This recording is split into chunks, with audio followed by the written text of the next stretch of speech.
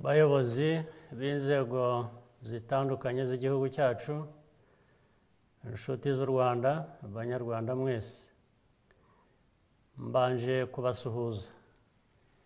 Uyu ni umwaka wa kabiri dusoje duhanganye n'icyorezo cya COVID-19.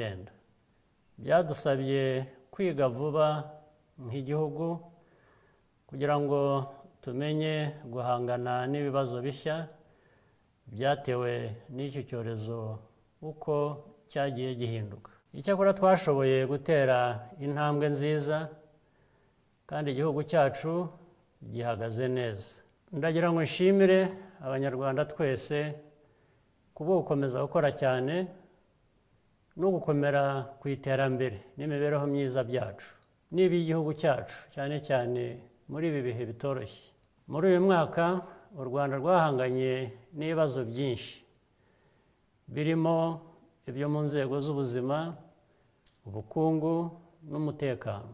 Bumwe mu buryo bw'ingenzi twifashishije mu kurinda abanyarwanda ni ugukingira igihugu cyose urukingo rwa COVID-19.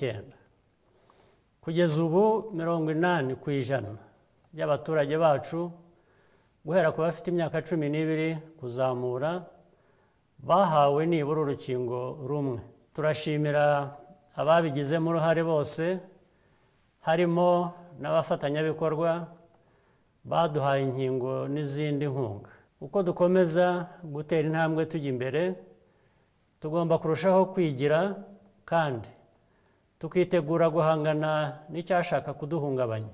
Niyo mpamvu twatangiye gufatanya n'imiryango ari ubumwe bwa Afurika n'ubumwe bw'ibihugu by'u Burayi ndetse n'amasosiyete nka BioNTech mu gukorera inkingo n'indi miti mu Rwanda guhera mu mwaka utaha. Bitewe n'ibyemezo bishingiye ku bushishozi byafashwe muri uyu mwaka, ubukungu bw'u Rwanda bwariyongeye bishimishije kandi twizeye ko bizakomeza. Ikigega cyo kuzahura ubukungu kingana na miliyari 100 z'amafaranga y'u Rwanda kugeza ubu cyafashije ubucuruzi bwibasiwe cyane, harimo n'urwego rw'ubukerarugendo no kwakira abashyitsi gukomeza gukora kandi bagakomeza guha abanyarwanda akazi. Twakusanyije andi mafaranga azafasha mu gice cya kabiri cy'iyi gahunda, azakomeza kunganira ishoramari risanzwe mu gihugu ndetse n'irishya. Ndagira ngo nshimire abasora bakomeje kugira uruhare mu iterambere ry'ubukungu bw'u Rwanda.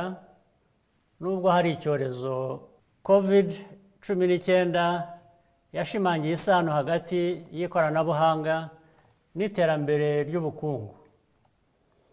Kuba u Rwanda rwarashyize imbaraga muri gahunda z'ikoranabuhanga hakiri kare byaradufashije, bituma igihugu cyacu kitabohwa n'iki cyorezo ndetse n'ibindi bizaza. Turashishikariza abanyarwanda bose, cyane cyane urubyiruko rwacu, gukomeza guhanga udushya no gushakira ibisubizo ibibazo bitwugarije uyu munsi n'ejo hazaza. Nyuma yo gufunga kenshi amashuri hirya no hino mu Rwanda, yongeye gufungura kandi yakomeje no gukora mu gice kinini cy'uyu mwaka. Abanyeshuri bashoboye gukora ibizamini bya leta igihe ibintu byose byari bigifunze no kwimukira mu cyiciro gikurikiraho cy'amasomo yabo. Amatora y'inzego z'ibanze yarabaye nyuma yo gusubikwa. Ubu duteze byinshi ku bayobozi batowe. Icy'ingenzi cyane cyane muri byo ni ukunoza imitangire ya serivisi ku baturage. Urwego rw'ubuhinzi rukomeje kuba ingenzi, aho rwatanze umusanzu wa 25% ku bukungu bw'igihugu muri 2021. U Rwanda rukomeje kwihaza mu biribwa, rufite ibigega bihagije. Ndagira ngo nshimire abahinzi bacu kuba barakomeje kwihangana muri ibi bihe. Nubwo hakiri ibibazo byinshi mu ngendo no guteranira hamwe, u Rwanda rwashoboye kwakira ibirori by'ingenzi muri uyu mwaka, harimo n'irushanwa nyafurika rya Basketball Africa League ryari ribaye ku nshuro ya mbere, ndetse n'inama zikomeye. Igituma dukomeza kugera ku iterambere ry'u Rwanda ni ubufatanye buhamye dufitanye n'abafatanyabikorwa, byaba ibigo cyangwa ibihugu. Kwishyira hamwe, byaba mu karere cyangwa ku mugabane wa Afurika, bikomeje kuba ku isonga muri gahunda zacu.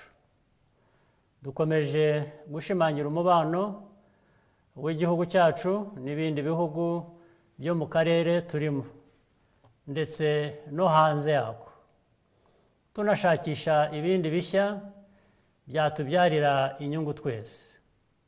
Ibi birimo ubufatanye mu gukemura ibibazo by'umutekano, harimo muri Repubulika ya Central Africa na Mozambique. U Rwanda rushobora kugira ubwo bufatanye n'ibindi bihugu kuko umutekano n'umutuzo by'igihugu cyacu birinzwe kandi bikomeje gushyirwa imbere. Tugakomeza kandi kureba ko umuntu wese wahungabanya umutekano n'umudendezo by'Abanyarwanda yashyikirizwa ubutabera kugira ngo abibazwe.